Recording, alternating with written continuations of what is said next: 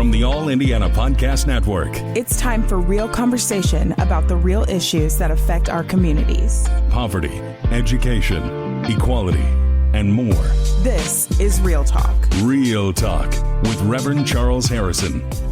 Welcome to Real Talk on the All Indiana Podcast. I'm Reverend Charles Harrison. On this episode, I will be talking about, is journalism dead in America today? And why have so many people lost trust in journalism today? Why is that such an issue? I have a special guest with me today, a friend, Greg Doyle, sports columnist for the Indianapolis Star. Stay tuned. Welcome to Real Talk with Reverend Charles Harrison, and thank you so much for joining me today on this podcast.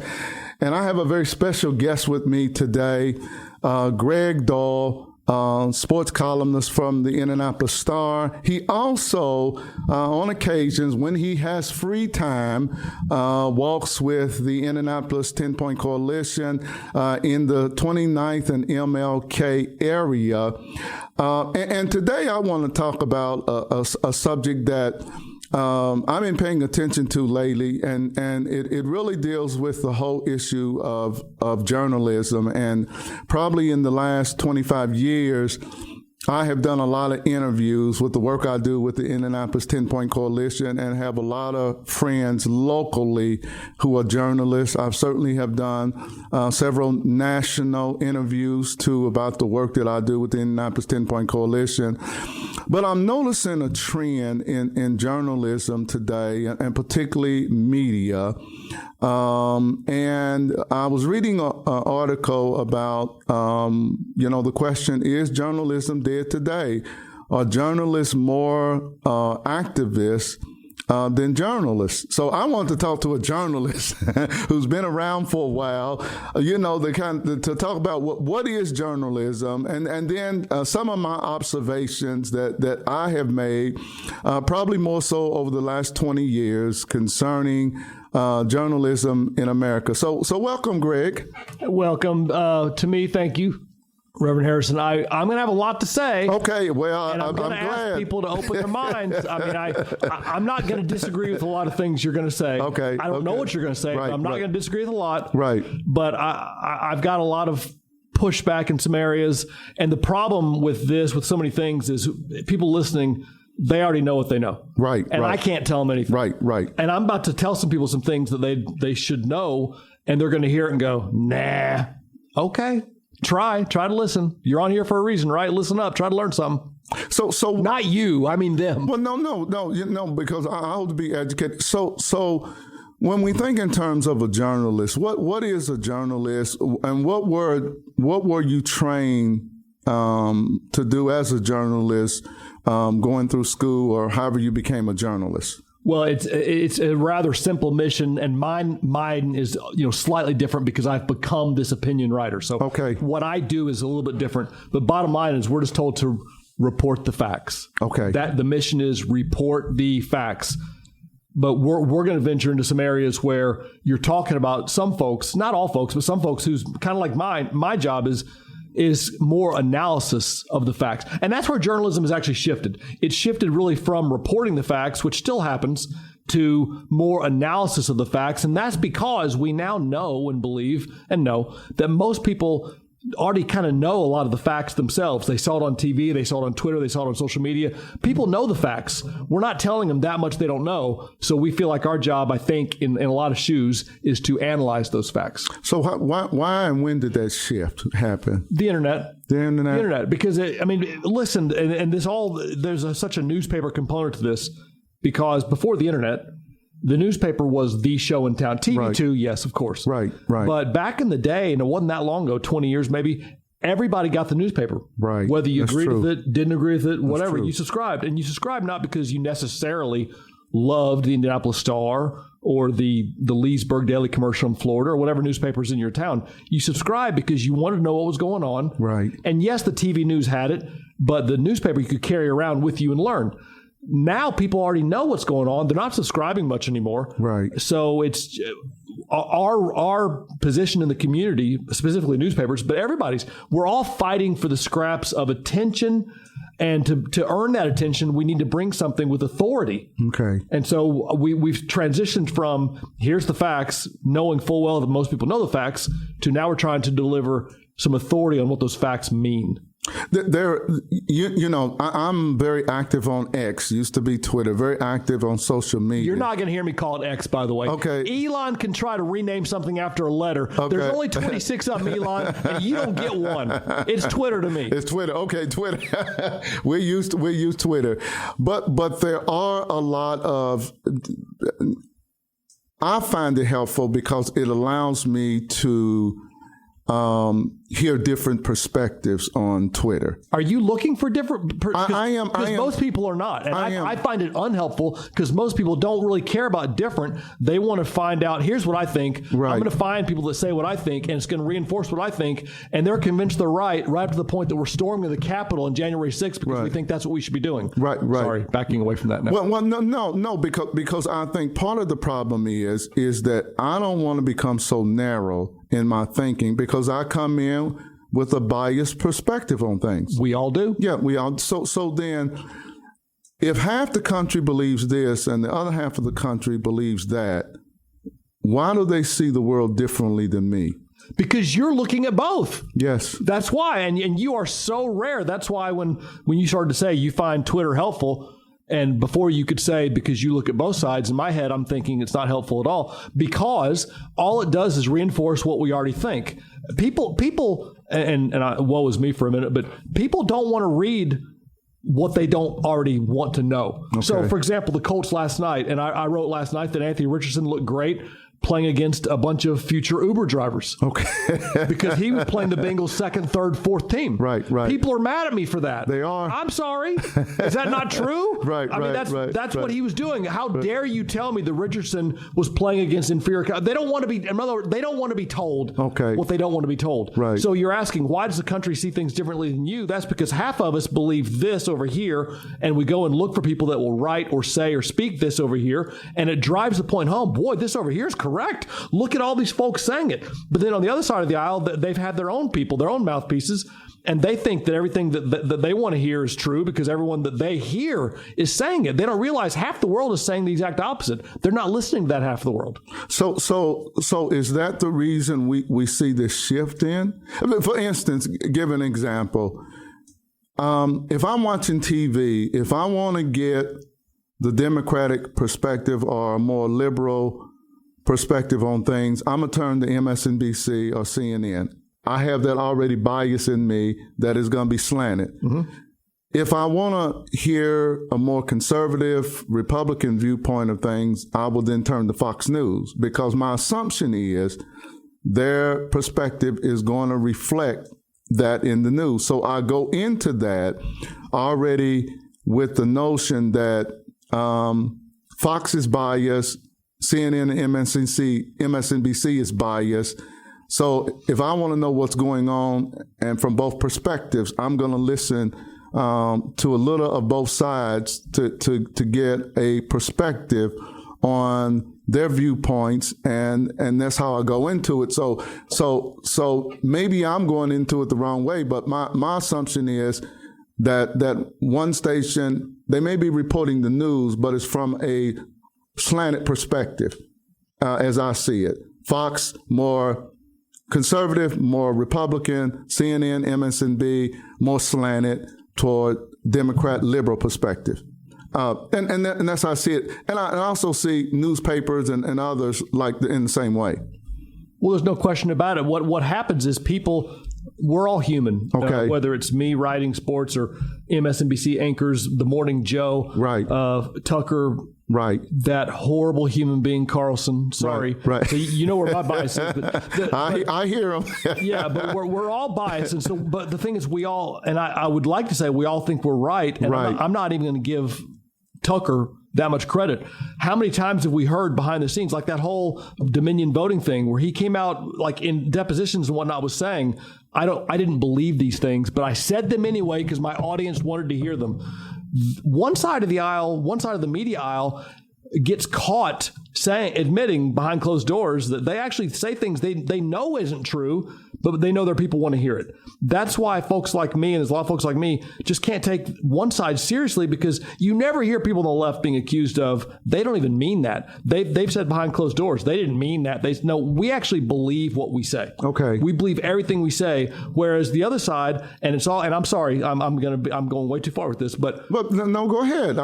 Yes, because I think this is an important conversation. Well, okay, because I want to be fair. I try to be fair, but being fair doesn't mean both sides are absolutely correct. Like, you could say, who's the greatest basketball player of all time? Is it LeBron James or is it Danny Ainge? You could have that argument, but it's pretty clear that one of them doesn't belong. Right. So you can have the argument that, well, both sides are full of crap. Okay, but one side is more full of crap than the other. One side has a guy that ran for president that has been quoted as saying years before he ran, I probably would run. I'm a Democrat, but I probably would run as a Republican because those folks will vote for me. I could shoot somebody on Fifth Avenue and still get elected. Right. When the Republican. That was Donald Trump. Right. He is. And people don't care that, like, that's who he is. That's what he said, that he could go either way, but he'll pick the side that'll vote for him, knowing full well, in his words, he could shoot somebody on Fifth Avenue and still get voted in by that side. So it's hard to take that side seriously when their own leaders, Tucker Carlson, Donald, don't necessarily believe what they say. If what I just said, and I don't expect you to, but anybody listening, if what I just said is not factually true, then tell me that. But it is factually true, so I get worked up about this. And I told you I was praying in the car on the way over here. Lord, give me the wisdom to not say what I just said. And I'm so sorry. I really am sorry. But how do you as a columnist, and you do more sports, then speak to the people who have a different perspective and believe that. For instance, my car broke down. It had to be about 35 years ago. I was in seminary, and one morning I was going back to, maybe 40 years ago. It's been so long ago. Going back to seminary. I was just north of Cincinnati, about 25 or 30 miles, 2 o'clock in the morning. Cold that day. And I waited for probably an hour before an Ohio State trooper came by, called a tow truck. Tow truck came, and the gentleman towed my car back to his shop. And I don't know how we got on this conversation about politics, but Jesse Jackson was running for president then. So you know how long ago that was. Yeah. And I know how this country wasn't ready for that, but keep going.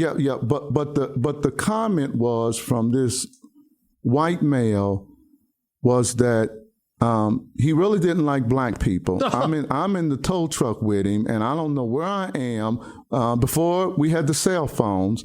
So I'm not trying to say anything that is going to upset him. Yeah. I just want to get to where he's going to take me.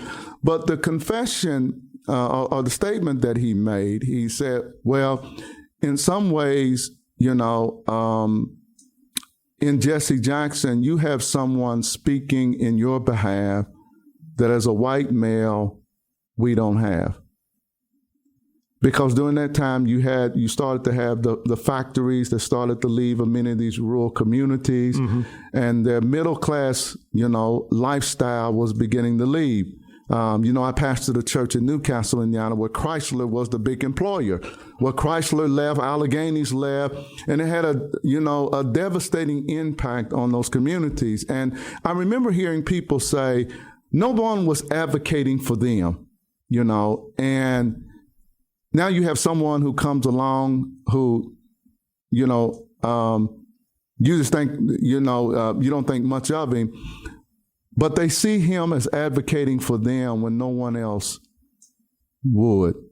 And I remember that years ago, that conversation I had with that gentleman, early in the morning time, he felt like no one was their voice for them, and they were hurting too. I hear that. I do hear that, but nothing happens in a vacuum, including this country's history, and it's really hard. And I'm a white male. Look at me. I'm 54, but it's hard for me, knowing what I know, hard for me to take seriously folks that feel like the poor white man just doesn't have enough wind in his sails. Right. This country has been blowing a hurricane in the white man's back for hundreds of years. I mean, it's just, Right. it was, I mean, clearly segregation, Right, slavery, right. we know these facts. Right. And yes, things have shifted. And if at times it shifts a little bit too far in some people's opinions, like, well, now now white folks need an advocate. I mean, I understand that. I get that. But again, the deck is stacked. I'll give you one quick small example. Okay. So I had a pretty good friend of mine. We had a falling out actually over the 2016 election, but pretty good friend of mine. He was in his 90s, and he grew up poor, really, really poor, just like my dad did, really poor, and he used to live like in a place with no heater and all that. And he would say, and he became a doctor, and did just fine. And he said, I grew up having to use an outhouse. And he would say this, thinking he was winning an argument, that was my white privilege, that he had to use an outhouse. And I told him, your white privilege wasn't that you were poor and had to use an outhouse. Your privilege is that in the 1950s, you were that poor, you were able to climb out of there without anybody telling you can't do it. Nobody was saying you can't work here because you're black. Nobody was saying you can't get into this school because you're black. Nobody was saying you can't drink from this water fountain because you're black. Your white privilege allowed you with your own hard work. White privilege didn't make you a doctor. You made it, but you had no wind in your sails. My dad's the same way. He grew up dirt poor. I will put my dad's poverty against anybody's, and that's a big statement, but I've written about it. Google it. Okay. Against anybody's.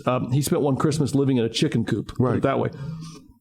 Being his white privilege wasn't that he grew up poor. His white privilege was that he had people fighting for him to get into college, people fighting for him to get into law school, people advocating on his behalf every step of the way until he became a retired judge. Okay. So to me, that's where I struggle I feel bad for anybody saying we need someone like Trump advocating on our behalf, especially the way he does it. You know, how you compete matters. And we all grew up differently, and I want to monologue here, and I'm sorry, but we all grew up differently.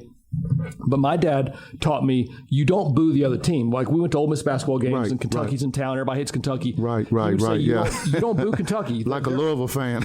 Well, you just don't boo. And I'm different. People are not like I am, and I understand that. But you don't boo the other team. There's a way to win and lose correctly.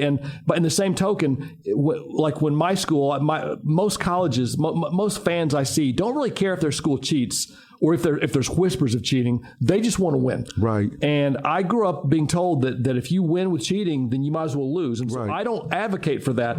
And bottom line is, I'm not saying Trump's cheating. My bottom line is there's a proper way to win. And if you can't win the proper way, I'd damn near rather lose. And the way that the side you're talking about advocates, he advocates with cruelty. I mean, he makes fun of people with disabilities. He advocates with racist terminology, with sexist terminology. He advocates in a way that has gotten him felonies, that has gotten him accused of sexual assault. He advocates in a way that actually triggered January 6th. That's not a side I want to see win. Yeah, but how as a journalist do you... I'm a human being now. Yeah. That's the thing, and I can't take my human card out and put it aside and say I'm going to be. I can't pretend to be. Yeah. There's a great line in the movie The Contender with Gary Oldman is playing a senator, and there's a presidential transfer of power, and there's a vice president coming in, and it's an old 1990s movie. I'm a very big 1990s pop culture guy. Maybe it's The Candidate, or The Contender. It's about a vice president has to replace another vice president, right. And some very naive and not ambitious, but just very idealistic senator says to Gary Oldman's character, "You're here for your objectivity." And Gary Oldman says, "Go to the dictionary, find the word objectivity, and scratch it out. You're not here for objectivity. You're here because of what you know and what you believe and what you can bring to your party." And that's kind of I struggle with that because I'm very objective, and so I can't just. But I can't forget things I know. Okay. The question,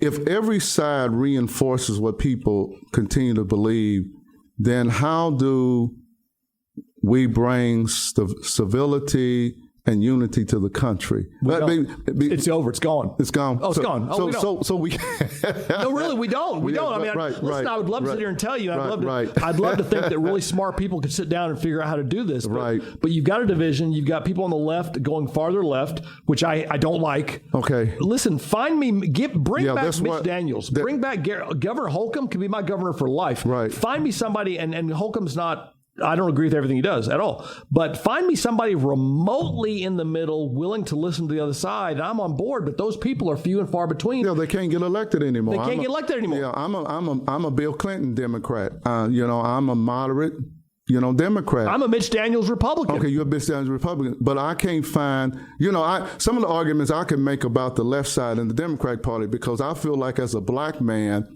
I'm used by my race.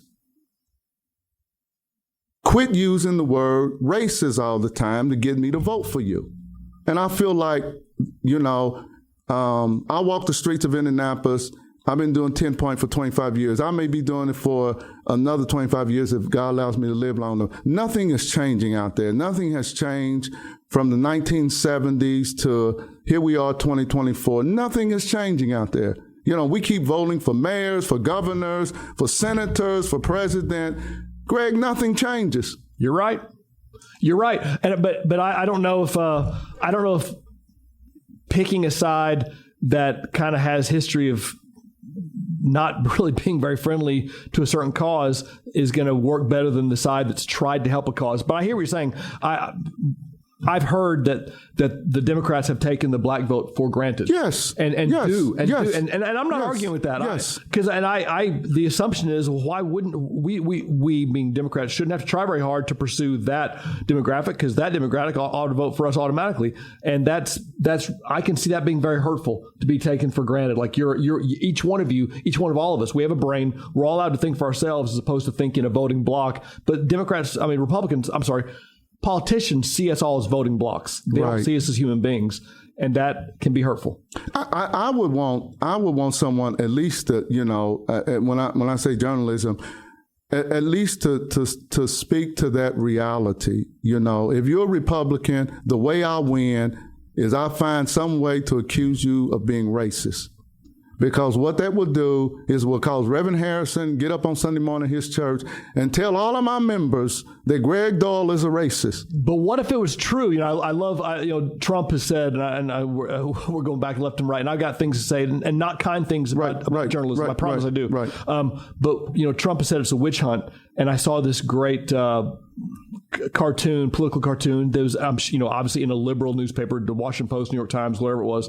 And it was quoting Donald Trump as saying, this is nothing but a witch hunt, but it had Donald Trump dressed up as a witch. Because sometimes the witch hunt, there's actually a witch, right? To me, that's an empty, it's just a witch hunt. That's true, but sir, you're a witch. I think Black America has had 400 years with white folk that we know when a white person is a racist. And we don't need people to tell us that. You know what? I hear that and I go, you know what? I drop the mic. Yeah. You just dropped a mic on me, because what am I going to say to that? Yeah. Other than okay, you sir are correct. But talk about your perspective on that, because I'm interested in where do you think you're getting it right as journalists, and maybe where you're not. I think we're only truly getting it because right and wrong can only be defined really by facts. Okay. Okay. And I'm aware that I come across very strong, and I say things very hard, and I say them like they're facts. In my quieter moments, I'm aware that these are opinions. Okay. And in my louder moments, I like to think, yeah, but these opinions are facts. Well, kind of like my whole LeBron versus Danny Ainge thing. Like, that's an opinion, but that's a fact. That's facts. I realize these are opinions. So where we get it right is when we cover something, and here's what happened, and the 5 W's: who, what, where, when, why, and how, and that's all we do. The problem, not the problem, but the reality of the situation is that all of us, just like you, just like me, we all bring our life experience to whatever we're doing, including our jobs. And if you look at it, it's not a coincidence that journalists tend to go left. Okay. Because the kind of person that's brought to this kind of line of work, at least back in the day, now with everything shifting and it becoming a more personality-driven enterprise, and you kind of have to get attention whether you want it or not. It's attracting a different kind of person. But back in the day, it attracted kind of do-gooders. Okay. People that just want to do good. I want to report on what's going on, and I want to expose injustice. That's what it brought out. It brought people that I want to expose injustice. And by nature, if you want to expose injustice, you're kind of a do-gooder. Right. And maybe you do want to hug trees, or maybe you do want to save the whales because you want to help the world along. But that's a certain kind of person that will tend to lean liberal. Okay. And so what you have is obviously, listen, everybody knows newspapers for 100 years have, whatever they started out in the 20s and 30s and 40s, have gradually gotten farther and farther left. It's like I read Ron Luciano, an umpire, talking about calling balls and strikes for somebody like, maybe it wasn't Luciano, but calling balls and strikes for Greg Maddux, the great pitcher for the Braves. Right. His control was so good that he would throw a fastball over the black of the plate, the 18-inch, the black strip of the plate. If the umpire called that a strike, he'd throw it 1 inch outside the black, which is now a ball. I remember when he was with the Cubs. But he could do it. Yeah, he could. And the umpire would say, well, that's close. That's a strike. Right. Now Maddux is going 2 inches outside. That's a strike. Pretty soon Greg Maddux is throwing the ball 1.5 feet outside, and they're still calling it a strike because he's been gradually creeping that way. Wow. That's kind of been newspapers. We've been creeping left, and so now we're so far left that we have to actually go out and find. And the Star's we try so hard because we also know that we're trying to be fair, we're trying to be neutral, trying to be or at least objective or both sides, whatever. Right. But we also know that we're in Indiana's a red state. Right. Now Indianapolis is a blue city. It's a blue city. Indiana's a red state. Right. We try to find and look for actively conservative voices, because we know that what we have isn't necessarily conservative. I would say James Briggs is as moderate a Democrat as he's our Metro columnist, James Briggs. He is so moderate, so in the middle, but he's rare. And I'm sure people on the right are saying, no, he's not. Yeah, he is. If you don't think James Briggs is moderate, then whoever you are listening, then you're part of the problem. Because if you can't, like I can recognize Mitch Daniels as being what he is, which is great.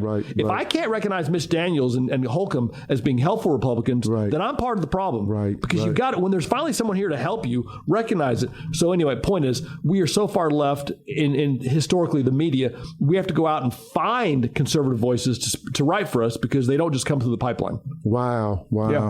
They just don't. I didn't. Well, I could tell. So as they're coming in younger and younger, are they? Because the question I want to ask you: are they more activists than reporters?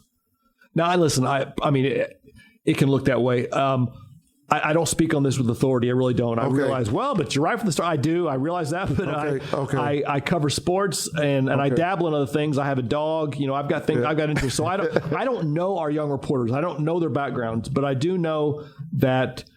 General, what you see nationally? Nationally, in general, okay, so Twitter is a window into the soul, and our soul's kind of ugly. And by our, I mean the world. Right. But you can clearly tell that the voices on Twitter that are the loudest, that are the young journalist voices, are activists. They are, or they'd like to be, or they're trying to not hide that, but they're trying to suppress that as they do their job. Of course, as I say, this line of work attracts a certain kind of person, and that kind of person wants to change the world. And that kind of means activism. It just does. And so it's like your better angels. You try to keep your better angels down and do your job as fairly as you can. But the kind of person that brought you into that chair in the first place was someone who would lean towards activism if they had a different job. How does newsrooms deal with that? Oh, well, we're always training, talking about staying neutral, staying fair, and having editors that read it and watch it and notice. And we do. I would tell you that, like in my newsroom specifically, our folks we don't write slanted. Because to be slanted means to ignore facts on the other side, or to only play up the facts on your side that are good. And that's slanting. Slanting is actually to know you're writing something that's not quite 100% accurate, but you write it anyway. We don't do that. It is not our fault.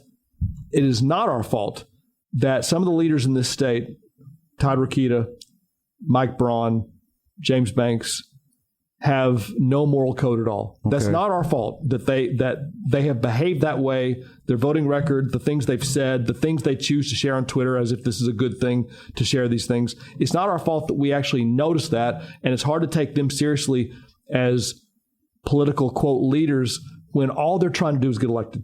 That's all they're trying to do. And in this state, it works. But don't get mad at us for noticing that's all they're trying to do, because it's very painful. It's very painful. So in those cases, you see the job as a journalist is to report that. Report it.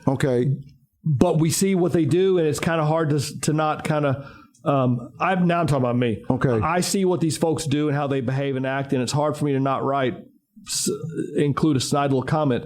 I know that our political coverage, we do the Joe Friday, just the facts, ma'am. Here's what he said. Here's what he did. Here's what she said. Here's what she did. And sometimes the facts look like they look, okay. and here's what Braun has said for 10 years, and here's what he's done for 10 years. And people say, how dare you be mean to Braun? Well, we're not being mean to Braun. We're reporting actually what he said and done. And if you think that makes him look bad, then maybe you ought to rethink who you like. As a columnist, as you write about sports, whether it's the Pacers, the Colts, or other teams, how do you write the story and sometimes not give your personal bias in writing the story? You're asking me as a columnist? Yes. Oh no, it's in there. But the way I do it is I make it very clear. You make it very clear? I make it very clear. Like, okay. I'm writing, and I use the first person pronoun a lot, I, and you're not supposed to. We get trained not to. Okay. But as this business changes, right. and it becomes somewhat personality driven, somewhat just like people don't see us anymore as just a name. They see you as a person. They want to know, well, why are you writing that? Okay. I try and tell them exactly why I'm writing that. And so if you like, I'm not doing it here. I don't hide who I am anywhere. Right. So if you don't like what you're reading and you think, oh, well, you must hate this guy, I'll write, well, maybe I do hate that guy, but here's why I hate that guy. And here's where I come from that taught me that what that guy, and we could be talking about sports right now. We could be talking about cheating, whatever. My code is that this guy or this woman, that's wrong. Okay. And so I'm writing it, but here's why I think it's wrong. So but I've gotten the luxury of being transparent like that. Our reporters don't have that luxury, and therefore they don't drop in, if they don't happen to like whoever they don't happen to like. You're not going to know that. You might think it. How, they keep writing negative. Well, maybe the stuff that's happening on that side of the aisle is negative. But we just write those folks write the facts, and readers decide. And here's the thing. Readers decide to get back to why do people distrust the media. What we're talking about is a big part of it. Everybody has their own opinion, their own slant. And even if they try and hide it, you can't hide all of it. You just can't do it.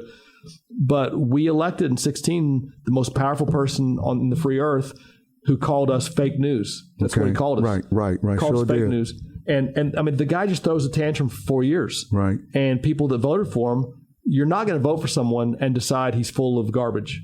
So if you voted for that guy and he's telling you that everybody in the media is fake news, almost by definition, to support your own integrity, you have to believe what he says. Right. You better. Because why'd you vote for him if you don't believe what he says? Right. So now that's 50 million people have been told by their leader that we're fake news. And of course, their leader is biased against us because we're the ones that keep finding out all of his bankruptcies and all the lawsuits against him and all the times he's been accused of sexual assault and all, and of course he doesn't like us. Well, I'm sorry, then stop doing what you've been doing. There's a local radio guy here who's off the air now because he was terrible, that all he used to complain about, his name's Dan Dockich, all he used to complain about, the Indy Star keeps writing about me. Well, yeah, Dan, because you keep putting your foot in your mouth and you call people in Scottsburg meth heads and you keep accusing people of being this and that and the other thing. And so when you do that, it gets a lot of attention and we write about it. So if you're mad at your public about your public persona, don't get mad at the messenger who reported on your public persona. Change who you are as a human being. Mm-hmm. And he couldn't do it and lost his job. The guy in 2016 couldn't do it and lost his job in 2020. We'll see if he gets it back in 2024. But sometimes the messenger is just the messenger. And I think bottom line, that's one of the biggest takeaways I would have from what I've said is that the messenger oftentimes is just the messenger, but we get blamed for more than that because the messenger has to deliver a message people don't want to read. And you don't want to read it because Tucker Carlson says it's not true. Even Tucker Carlson himself has said in depositions that I don't even believe what I say sometimes, but I say it because my listeners want to hear it. This is Real Talk with Reverend Charles Harrison, and my special guest is Greg Doyle. Sorry. On the other side, though, here's the pushback that you hear on the other side is that that's fair to probe into, someone who's not living up to what they profess. But in the 2020 election, the criticism was that there was a real story out there that never got reported on about the laptop of the current president's son. That turned out to be true, but at the time it was reported as disinformation. if the purpose is to bring the truth out, should it not apply on each side? Now, I'm not yet. It should. It absolutely should. I say that in a vacuum because I'm not hiding behind something like if I don't know enough about that one, and maybe I should. Maybe what you're saying is I should. But from what I understand of that situation, is it's apples and oranges compared to some other stuff, and so apples and oranges. And I'm not. Honestly, I don't know. I don't know what has come of that, but I will tell you that when I hear things like that, when I think about what is happening everywhere, I think of the parable of the plank in the eye and the speck in the eye. If that's a speck in one side's eye, then that's a speck in the eye. But that doesn't make up for the plank in the other eye. And I feel like sometimes there are people with planks in their eye that look for specks. Like, yeah, but what about? It's called but whataboutism. Whataboutism. But what about over there? Well, let's worry about what's over there. But how about we first take this gigantic plank out of our eye over here? So I'm stammering only because I wish I was an expert on the Hunter Biden laptop. I'm not, but I don't think, from what I understand, it's not nearly as ugly as I think what you think it is. But I admit to not. No. I do think it's relevant. I think all of that is relevant. I think when it comes to getting to the, I think it's like in my job as a pastor. When I talk about particular things in the pulpit on Sunday morning, I try not to elevate one sin above all the other sins, and people tend to do that. In my profession, people tend, if you are, sexual sins tend to be elevated as the big sins, where if you're lying, you're cheating, you're stealing, those things are the little sin, or if you're gossiping, those things tend to be little sins, when actually that's not really what the Bible teaches, is that all have sinned and fallen short of the glory of God, that sin is sin. So I'm trying to improve on whatever my sin is to live to be a better person. I'm trying to be a better person. That's what. So as I preach and teach as a pastor, I try to focus on how do I become a better person. And I don't try to uplift one, and I think gets it in, particularly the church, in trouble when it comes to the whole LGBTQ thing, because that sin has been elevated above all other sins if this is the greatest sin. And I think that's the great problem in the church today, is that we misrepresent the gospel. So and that's the only reason I brought that up, is that when people say, because I hear this, well, this side focuses on this person's problem, but they never look at the issues on the side that they may be supporting. Well, two things. One is, and I know we're going to disagree on this, and that's just how it goes, but I don't associate the letters LGBTQ and the word sin. I don't. To me, those are mutually exclusive. I mean, obviously, anybody is capable of sinning. A hetero, I'm capable of sinning, but by definition, LGBTQ to me is not a sin. But the other thing is, I hear what you're saying about elevating one sin bigger than the other. But my deal is, and I think journalism's deal is, you look at the country as a place to be tended to. So on the one hand, you've got a group of people that have an oil spill. On the other hand, you got a group of people that need to sweep their floor. I don't think we should spend equal time sweeping a floor over here when there's an oil spill over there. I don't, people say, well, how come you're not right about that we got to sweep the floor? How about we sweep the floor after we get rid of the oil spill? Because the oil spill is going to bring down everybody. Sweeping the floor, that's a detail. The oil spill is a catastrophe. How about we deal with the catastrophe first? But that's what we hear in the black community, where our issues are not as important as white folk issues. Because we don't know them. We don't. Yeah, that's what I'm saying. Right. It's a different perspective on this, and probably the argument's been made when we say certain things are important in our community because it impacts the quality of life. For some people, they may not feel like that is important, but for us, it is important. When we say X, Y, and Z is the reason why this is happening, we're speaking from our perspective, and that is an important issue, in our community that we feel like, really needs to be addressed, because from our worldview, based on our experience, this is the reason why it's happening. Well, and you guys, your community is right. Right. And I say your community, my community, because you're a black man, I'm a white man. Right. So that's why newspapers try so hard, and ours does, we try so hard to be as diverse as we can. We want to reflect, it's not just about having numbers like, oh, we should have X number of whites, X number of black folks. It's more about reflecting your community percentage-wise. If Indianapolis is, just to use a number, 30% black, I have no idea, but if it is, our newsroom should try to be 30% black. It's about that. At a minimum. Right. So we can have enough people. But we fall short, and most do, because, and I don't know why this is, but there aren't as many candidates. There aren't. I don't think anyway. I'm not an expert on journalism schools, but I feel like journalism schools don't reflect the diversity of our country. And so the pool of candidates don't reflect the diversity of the country. And so it's hard to be as diverse as you want to be. I know we try so hard. We talk about it all the time. We try so hard. You mentioned the community and the issues that are important to your community. And it reminds me of the last time I was walking near MLK and 29th. I was talking to a woman who said, a resident there, who says that the street lights are knocked out in too many places. The alleys between the roads are all potholes, and there's garbage here and there's garbage there, and it's not safe. But there aren't, like, IMPD has cameras all over downtown, and probably in the areas where the loss of property would be significant. IMPD doesn't have cameras on 29th and Udell. Udell. It doesn't. And because whatever gets lost there won't be, quote, as valuable as maybe a computer store downtown. And so folks in that neighborhood are, they tell me they're frustrated because they can tell that because they're not seen as being as valuable monetarily, they don't get the same attention as other areas. And so their quality of life is not getting improved. Life is all about momentum. And if things are going well, it's easy to keep going well, and pretty soon caramel. And if things are going bad, it's easy for them to keep getting worse and worse. And all of a sudden, that area at 29th and MLK has 10-point marching around there because it's a dangerous spot to be. It's diversity is huge, that we could know about these stories. Never mind just writing them accurately, but even hearing about them. But it's just in my line of work, the pool of candidates is not nearly as diverse as the country is, and that's a very real thing we're trying to overcome. I used to have the conversations with Eunice Trotter. You remember? I don't know if you knew her when she was at love Eunice Trotter.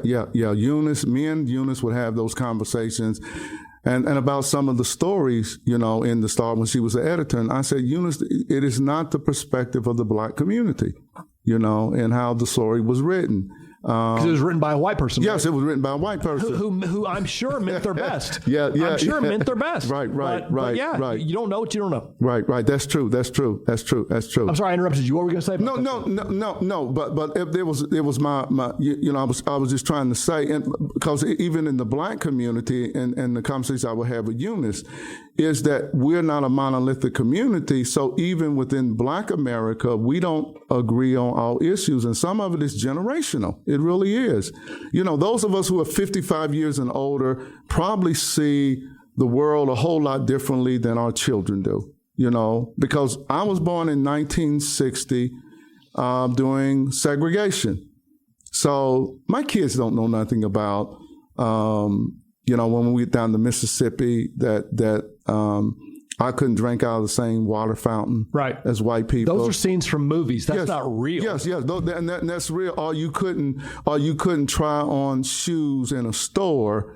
You had to just buy them. And a dress. You had to buy them, or pants, because black people couldn't try on stuff that if we tried them on, that white folk would try on. I mean, that's the reality. So when younger black people talk about how tough it is, it's not as tough for you as it was for us and for my parents and for my grandparents, because the world we lived in was much differently than the world you live in today when they talk about race.